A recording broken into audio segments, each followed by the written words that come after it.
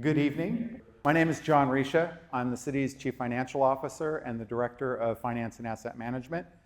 Joining me tonight is Evan Phillips. He's our Director of Financial Planning, and he is part of our budget team. Tonight we're going to spend a little bit of time about the budget and the budget process. Our hope tonight is that you leave with a little bit better understanding of how to share your voice with council. You understand at a high level how the city budgets. We want to talk a little bit about what are some of the new and different things in the 25-26 preliminary budget. We want to talk about really how to access the materials, because we've done something new this year with electronic resources. And then we want to answer as many questions as possible. And since there's such a small group of us tonight, we'll be happy to spend some time with you. And we'll go at it from there. Evan, I'll turn it over to you.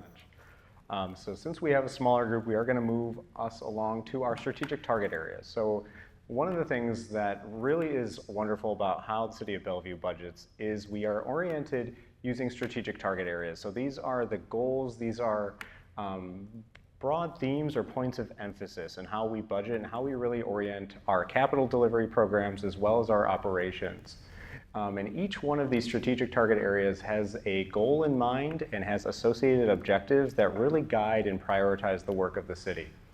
Of the 6 that we have, and these are relatively recently revised and adopted with our new council, revised for the 24-26 period. We have high performance government, so that includes folks like myself in finance and administration, some folks in human resources, information technology, a lot of the core supportive services that make a lot of the external services run efficiently and at a high level. We also have our vibrant economy. The vibrant economy really is doing exactly that. So it is allocating our resources, our staff time, our energy and initiatives towards building a more vibrant economy, not just for the Fortune 100 companies that we have in Bellevue, but also for mid-sized and small businesses in every different community, not just within our downtown corridor. We also have safe and efficient transportation system. Bellevue is growing rapidly, and as a result, we are building a pretty substantial transportation network, not just for cars, but also for multimodal experiences, for walking, rolling, and biking throughout the city. And this budget, as well as the last several, have been building out local networks in the Bellevue neighborhood, as well as filling in the gaps with multimodal trails and walking and biking facilities for pedestrians and those moving outside of a car. We also have our high quality built and natural environment. So this includes our parks. So this would include investments to Airfield Park, as well as other Parks Levy investments from the 2008 and 2022 Parks Levies. This also includes our development services, our permitting, licensing functions as well, because not only do we care about our natural environment, we want to make sure that the built environment that we have is safe for use and is up to code in the standards that will have them last long into the future. One of our new STAs this time around is community safety and health. Historically, if you look at previous budgets, if you're doing your research, you'll notice that public safety is residing within the high performance government STA. Now it is broken out and combined with utilities. And for some people, that may not be an obvious pairing, but for public safety, that includes fire, law enforcement, our police department, as well as emergency management functions. But one of the things that's key to safety is clean water, clean drinking water, and utilities is the main provider of that. And finally, we have thriving people and communities. So Bellevue is a very caring community. This is where our affordable housing as well as homelessness efforts go, and we really are striving to have all Bellevue residents and businesses thrive and have the freedom to thrive regardless of what their goals are. So that is our strategic target areas. At a high level, and believe you me, there is a lot more below this slide, but at a very high level, our budget process is as follows. So we get strategic direction from the city manager, in this case, Diane Carlson, early on in the process. So this usually starts in Q4, so the latter end of the prior year. So in our case for this year, in late 2023. and into Q1 of 2024. We collect information throughout the previous biennium, and I'll go into that in a little bit more detail later. We also develop forecasts. So we do a financial forecast for all of our different tax revenues, the recreation fees, including recreation fees paid for in this building, among many other sources of revenues and resources that we have as a city. We also, during this period, work with our departments and our other colleagues and other staff in the departments to figure out what are the needs of those departments to meet the goals outlined in the strategic target areas. So if you are the police department or the fire department, you develop proposals and work with folks like me in the budget office to refine and work with colleagues to make sure it's an executable goal that has the right resources and aligns with the strategies and priorities of the city. By the time we hit May, those proposals are submitted and then reviewed and by folks like myself in finance and asset management, but also with our leadership team, an evaluation team that ranks and prioritizes and, well, evaluates our proposals. But the stage we're at now is in the council consideration or council deliberation phase. In July, we had our first public hearing. In September, so this is actually tomorrow night, September 24th, we are having our second public hearing on the 25-26 preliminary budget with a final and third public hearing on November 12th of this year. So we do try to get a lot of input throughout the process, and we have 3 public hearings above and beyond what is required by state law to get as much feedback as humanly possible. So what are these inputs? So it's not just the strategic target areas, but what are the other things that really inform what is included in the budget? What you see here is a smattering and not actually exhaustive list and pictures of all of the various strategic plans that we've developed as a city. In the forefront is the Bellevue City Council 2024-2026 vision and priorities. So this is outlining the updated strategic target areas, objectives, and relevant priorities outlined by our current city council. But there are numerous other plans from smart mobility, open space, diversity advantage plans, affordable housing, and all of these different plans reflect hundreds, if not thousands of hours of staff time and engagement with the community. So by taking in this composite or this mosaic of different public engagement efforts, we really get a firm understanding of the public's engagement, whether you're engaged in talking about the entire city or you're really passionate about having a smart city or affordable housing in Bellevue. So getting all these touch points with the community and the priorities and having those various plans go through council creates a really robust set of information for us to build our budget upon. As I mentioned with public involvement, we did have a July 9th public hearing, so that was our first public hearing, and we always make sure to have a public hearing before the preliminary budget is released, usually the third Tuesday of September. The second public hearing, as I said, is tomorrow night, September 24th, and our final public hearing will be on November 12th. Something I neglected to mention on the previous slide is we have a tentative adoption date for November 19th with a backup date of the 26th, which is right before Thanksgiving. So I think we'd like to try to get it on the 19th if at all possible. Some other communication channels we have, and I'll go over this a few times, but for feedback, we're really trying to equip this group and your neighbors and your colleagues to communicate feedback on the 25-26 budget to council. And we ask that if you have technical questions about the budget, there's something you don't understand, there's something you need clarity on, please email John or myself at fam@bellevuewa.gov. We'll try to respond with the technical answer, but again, at this stage, what is really most important is providing feedback to City Council using the first email provided. And finally, the last thing on public engagement, we have the 2023-2024 community surveys, and there are 3 that we conduct every biennium. One is a business survey, of which we had 436 business participants. We have a performance survey, which basically evaluates the perception of residents and businesses on the performance of city services and the value that we provide. And we had 1,524 people complete that survey, which is a really truly huge number. I think it is the largest number we've had for the performance survey, and nearly as large as our budget survey, which was conducted, I believe, in December and January of this year, with just under 1,400 folks responding. So across all three of these surveys, we have nearly 3,400 respondents on top of all of the combined efforts of those multi-year strategic plans, investment planning documents. So there's a robust inclusion of various different voices with various different venues with various different perspectives, and we try to really include that deliberately throughout our process. And here is the budget 2024 budget survey results, specifically as it's tied to priorities. So we asked respondents, out of these 6 statements, what are the things where they would like to prioritize funding? And as you can see, as you're reading through them, they actually very loosely tie to the strategic target areas, and that is deliberate.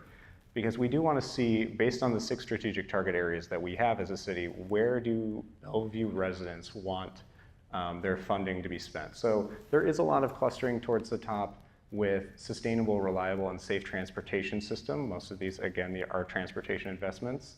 Got about 17%. A livable city with world-class places, so having Bellevue be a destination, that received nearly 20%. But the highest priority, and again, not by a mile, but still the highest priority is for a resilient and secure place where all people feel safe, valued, and welcome. So this is one of the things that as we are working with staff, we're working with departments and the city's leadership to develop budget proposals that are incorporated in the 25-26 preliminary budget. We are looking at this lens to see where do we want to prioritize our investments as a city and what is proposed to the city council. So you may be wondering, how are we actually spending our dollars?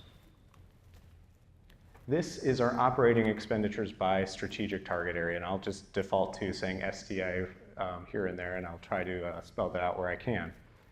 But this actually closely aligns with the budget priorities. So if you can see, community safety and health is very closely related to that previous statement I just read out. And community safety and health, again, this is utilities, the utilities department with its 4 utilities, as well as the Office of Emergency Management, law enforcement, our police department, and our fire department. They equate to about 44% of our operating budget, or a little over $500 million over the biennium. And just to clarify, these are all 2-year biennium numbers. These are not annual dollars. I think that's a really important point to go over. Again, high performance government is about 1/4 of our budget at $275 million. And again, this is for human resources, information technology, city manager's office, finance and asset management, among other administrative and support functions. High quality built and natural environment. This is largely parks and community services, actually more on the park side of things, as well as development services. Thriving people and communities. This is a lot of community services functions, so social services, housing stability, homelessness services. Those wraparound services are really included in the 8% or $94 million that is in the center at the bottom of the tree map here. For safe and efficient transportation system, that's about $80 million or 7%, and our vibrant economy is at about 3% or a little under $40 million. An important thing to recognize here is because this is operating expenditures, when you're looking at safe and efficient transportation, as well as high quality built and natural environment, those are both strategic target areas that are very capital intensive. Our high quality and built natural environment includes our parks, so our 2008 and 2022 parks levies, which have notable investments that would dwarf some of the other pieces here, as well as safe and efficient transportation includes investments from our 2016 transportation levy, and that is not reflected here. So with that, I'm going to hand things back to John. Thank you, Evan. I'm going to talk a little bit about some of the highlights of the investments. One of the things that's important to note in this, as we came into this budget cycle and spoke with council back in July about the forecast, our tax revenues are pretty flat. In fact, they're a little down this year and just starting recovery. So this budget proposal came forward without a whole lot of new and exciting programs. It's got some, but it's really focused on continuing the great work that we started in the last biennium and the things that we've done for quite some time. But it does provide an opportunity to do a few new things. We know that council is considering a comprehensive plan that will likely provide for growth for the city, and doing some municipal planning on how we actually support a city as it grows, as well as building out an accountability or business intelligence team to help make sure that the public understands how we're spending the dollars and how we're doing on our delivery. It continues investments in clean fuels and our energy, our environmental stewardship efforts on our facilities. And it also establishes an innovation committee to tap into the great knowledge in our community around technology as we look to evolve our own technologies. In Vibrant Economy, it's really focused much more on the small business scale. If we think about that entrepreneurship and the focus on small and mid-sized businesses, providing some additional permitting support and some additional support for special events through the next couple of years. It also does continue the funding for and planning for public art. In safe and efficient transportation, we think about this budget as completing the things, the big stuff, and really honing in on the neighborhood scale. Right? It is completing the big work on 124th and 130th, getting the planning and design going for the last segment of 130th, while really honing in on Vision Zero and technologies to enhance collision deterrence and really that neighborhood scale for investments. In the high quality built natural environment, some exciting things are happening in terms of how do we align our resources around creating an office of housing, increasing some of our investment and support for affordable housing by covering some of the permitting costs. It does invest in making sure that our permit review is timely and continues that great work that they're doing on improving their efficiencies. It does provide for the planning, maintenance, and delivery commitments that are made during the 2022 levy, so there's some larger investments in the Parks Department. And it does continue the funding so for programs like Keep Bellevue Beautiful and some of our community-focused environmental stewardship initiatives. So those dollars are continuing through this next biennium. As we think about community health and safety and health, the focus is a little bit different.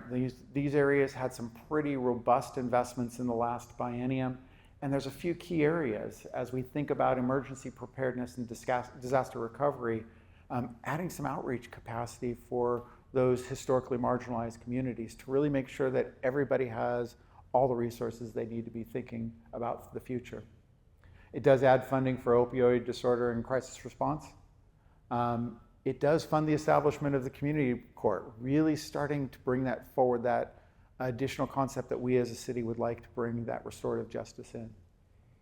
As we're thinking about policing, really the next step and the last piece in growing that will be the captain for our large events. We have to be thinking about what happens in our city as we continue to grow, and a challenge of the times is there are big events and we need to make sure that we're coordinating around those. Also, there's funding for domestic violence advocacy within this proposal. On thriving people and communities, it does fund the Human Services Strategic Plan and the Human Services Commission recommendations for the grant programs.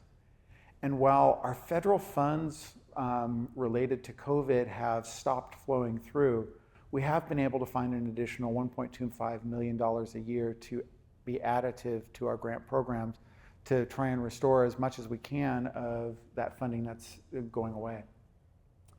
It does continue our homelessness prevention outreach and safe parking programs for another biennium, and resources provided for the Cross-Cultural Center Without Wall program grants. It allows for the program to really go through that final proof of concept so we can get to the how do we actually look for a facility and what does it actually do. As we talk about notable CIP, we're looking forward to this biennium. We're going to finish that Fire Station 10 and be able to occupy it. But with a focus on major maintenance type things, we have some other not super sexy capital project, things like replacing old fuel tanks at fire stations and at City Hall, and getting Fire Station 5 designed and moving towards construction in 2027.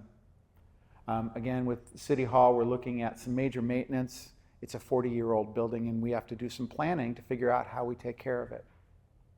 And we're also at that point of end of life for some of our major technology systems that support finance and human resources and the like, and we have to start replacing those. Parks, there's a very long list of parks, and I would really encourage you to look into the electronic resources. A couple of them, Maidenbower Bay Phase 2 design work, starting construction on the resource management facility. There's all sorts of shoreline work and trails work and different parts all throughout the city that are identified and funded through this 6-year period. In transportation, again, filling the gaps in the network for bike, pedestrian, and some of the motorized users. And we do have funding in it for continuing the non-motorized I-405 crossing. We want to get the design work going, and we've put 70% of the dollars in because there is a Friends of the Grand Connection who are raising the money for the remaining 30%. And utilities is continuing the great work that they've been doing, ongoing maintenance and replacement of aging infrastructure, but also building capacity for that future with some really big things that are in our 20 and 30 year out of that 75-year plan that they work from. And with that, I'm going to hand back to Evan. Alrighty, so one of the things that, as John mentioned at the top, we are moving to a more streamlined budget book experience. So for those of you who have seen the budget book that we've had in the past, it is a mammoth, probably 5 or 6 inches, an 858-page document outlining every possible proposal, every department in, I would say, extreme detail. And it is a great resource. There's a lot of wonderful information. There's a lot of work that gets put into that document. But one of the pieces of feedback we've heard over time is it's not the most accessible document. It is a dense document, and we are trying to figure out how do we get a document that is accessible to the most amount of people, and I mean that from a capital A accessible ADA perspective, but also from just an accessibility, this is something that could reach the most amount of people. And we've taken 2 approaches to that. So we've developed a PDF budget book as we have done in the past, and we've slimmed down that 858 pages into about 323 pages if memory serves. So there is still lots of fantastic information there. However, it is just the essential pieces that are really core to understanding our budget and digging in where you choose to. And that's really one of the great things about the new feature that we're pulling out here is the interactive digital budget book. So we are working with our budget system vendor, Questica, to develop a digital budget book that allows the user to go in and really drill down on data. There's a lot of visualizations that are really rewarding, really rich, and this is just our first year doing this. This is something that we want to dig in year over year, biennium over biennium, and provide more rich data sources and drill into all of the lines of businesses, all of the departments, and all of the projects that you are really curious about. As we get better at collecting that data and putting it together into a usable product, every biennium and every budget, we are going to get better at allowing the public to really have transparency and be able to drill down into data for the pieces that they're really passionate about or really curious about. And that's something we're really excited about, and I want to show you how to access that tool, because at the end of the day, if we have this wonderful tool and folks don't know how to access it, it's not really a wonderful tool at the end of the day. So I'm going to walk us through these pieces here, but before I do that, I do want to linger here for a second, because there's a wealth of information already on our budget landing page that I do want to point out, because this is our current state, this is how we've done things in the past, and there's still a lot to be proud of here. So we always tell people bellevuelaw.gov/budget. That will take you to our preliminary budget page. So this has all the information. We update this on a regular basis, as well as our public involvement page, as you can see at the bottom left of the nav bar there. We also have our council vision, so I alluded to that when we were talking about the strategic target areas, as well as there is data and interactive visuals for our performance measure survey and our budget survey, and I believe our budget survey, I don't see it hyperlinked there, but that data is available on this site as well. We also have our current budget, so if you're curious what is included in the current 2023-2024 operating budget or the 23 through 2029 capital improvement budget, all of that information is there. It's broken up by different sections of the book, so you don't have to navigate an 850 odd page PDF. It is broken out by applicable section if you're curious. And it's not just the last budget, it is previous budgets, I think going back to 2015. We have budget data and budget monitoring reports. And again, look for updates in the preliminary budget as well as the public involvement section. So with that being said, let's get into the digital budget book. So very simple, lovely graphic. I don't know who took the picture, but kudos to them for waking up early in the morning and snagging this shot. But it's very simple interface. And that was one of the features of the product that really drew us into this, taking this leap with Questica. Because at the very end, you see there's only 3 buttons to navigate. It's moving forward and moving backwards. And then those 3 lines with the dot at the end look like bullet points. By selecting that shows you the table of contents. And I'll show you that in just a second. The link is exactly that. So if there's something that you want to share on Nextdoor or a Facebook group or with your neighbors, your colleagues, all of these are shareable links. So if you want to share just a segment of the budget book, that's something you can do as well. So with that being said, let's look at that table of contents. So once you select that lower left button, you see the table of contents, and this is not everything, this is just a subset. You can see our chapter 1, we have our transmittal letter from City Manager Carlson transmitting the budget to City Council. Chapter 1, we also have an executive summary. It is a very easy read. It is a couple dozen pages, and it really gets to the meat of our utilities rates, our development services and fees, our capital improvement plan, and our operating budget highlights. So there's a wealth of information in that executive summary, and if you read nothing else, that is where I would spend your time. We also have our financial plans about Bellevue, again, the council vision strategic target areas, some of the public outreach summaries that I've been talking about today. We also have something that is not a new section, but a relatively new section in equity and budget and decision making.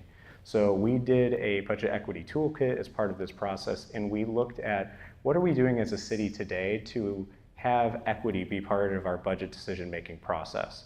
And what you'll find in that section, which is 1F, as in Frank, you can see all of the different departments and what they found in using this toolkit and where there are opportunities for improvement moving forward. So it's a really rewarding section. It's something new. This toolkit is the first time we're using it in this biennium, and we're really looking forward to using it going forward. Chapter 2 is our budget guide. So again, if you're really wanting to dig in deeper here, I encourage you to go there, check out the different sections.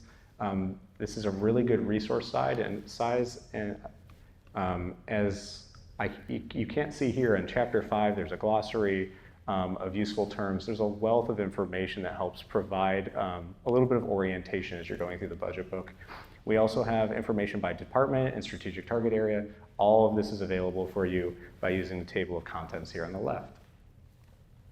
So again, there's just one more tool I want to show you before we break here and go to questions. This is the 25 through 30 Capital Improvement Program Plan. Now you'll also notice there's a PDF budget book that it just is like any other PDF you'd download from any other site. And you could print out the book for yourself if you're so inclined, or just navigate using any other PDF software. So again, the 2530 Capital Improvement Program has this nifty tool, which is our Project Explorer. So this is something that we've already heard a lot of positive feedback about, and it's really nice for those of you who are curious about what's happening in your neighborhood, what's happening near your work. And you can see all of the different types of projects that are happening within the city across utilities, new fire stations, City Hall, some of our IT investments. All of our CIP projects reside in this Project Explorer. And then you can filter through all of these different, we call these CIP project portfolios. So we have fire, our municipal pieces, so municipal facilities like City Hall, our parks, transportation, and then 3 different breakouts for utilities, one for drainage, sewer, and water. You can also search locations. You could search by project name. So if you're really looking for, say, Airfield Park, you could type in Airfield Park and that project would come up right for you. Once you click on a project, it has all this information. And this is something that, again, this is our first time doing this. So we're really hoping that going forward, this becomes an even richer space with better visuals and more context and milestones. But even so, you can see we have maps. This is a Parks Trails project, the budget to complete, historical spending, a description of what the project is. And actually this project, while not unique, actually has a project website that you could click in the top right. So again, this can be a launching point for a lot of other research and curiosity. So with that said, I do want to orient us again to the next stages of public involvement, because over the next few weeks, we are going to be going into much more detail into all of these strategic target areas across our council meetings on October 8th, 15th, and 22nd. So on October 8th, we will be talking about our transportation investments as well as community safety and health. October 15th, high quality built and natural environment as well as our vibrant economy strategic target area. And October 22nd, which is high performance government and thriving people and communities. Again, part of this conversation tonight and what we hope you are getting out of this conversation is being equipped to engage with your representatives on City Council. And again, a lot of those resources, again, can be found at bellevuewa.gov/budget. Again, our next public hearing is tomorrow night, September 24th, as well as November 12th, and that is the final and third public hearing. But of course, you don't have to attend one of those two public hearings to have your voice heard. There's other venues for you. Public comment, the first 30 minutes of the City Council meetings are available for comment on the budget. Or you could email, again, the technical questions to Finance and Asset Management. That's John and myself at fam@bellevuewa.gov. Or if you've made up your mind, you have your feedback ready to go, feel free to email City Council at council@bellevuewa.gov. Also, at the table in the back, we also have these handy dandy postcards with a QR code and space to write your feedback on the back. So we encourage you to take these as well. And especially take a look at the QR code, explore that, and provide your feedback. But we really want to provide as many avenues really as possible for us to hear resident and business and other stakeholder feedback throughout the community. So if you have any technical questions, please reach out to FAM, and of course, reach out to your representatives on City Council.